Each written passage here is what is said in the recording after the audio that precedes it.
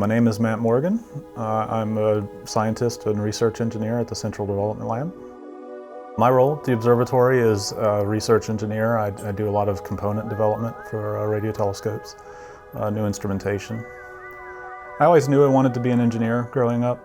I initially thought I might be a mechanical engineer, but then I had some really good professors in college that got me interested in electronics, and particularly in microwave engineering. It was one of the first courses where I could easily see that not everything had already been figured out. There were areas where I could be creative and try new things and sort of expand the boundaries.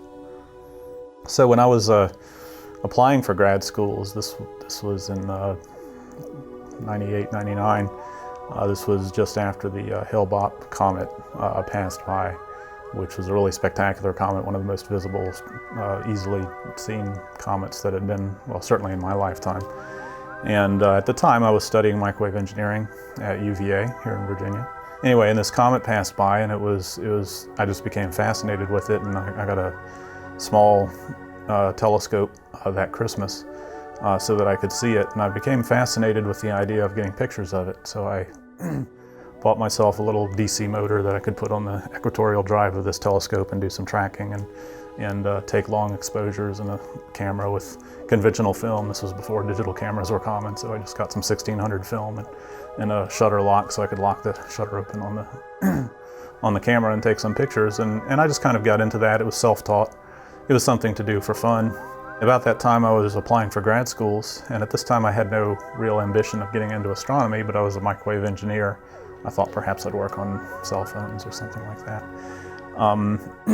But in applying for grad schools, we had to write essays about our hobbies and things, our interests, things that we do. And I was kind of struggling to figure out what was I going to write about. So I decided I would write about my astrophotography hobby and just mention the Hale-Bopp comet and how I'd gotten some decent pictures of it. One of the places I had applied was Caltech, where Sandy Weinreb was working, who used to be a head of the electronics division here.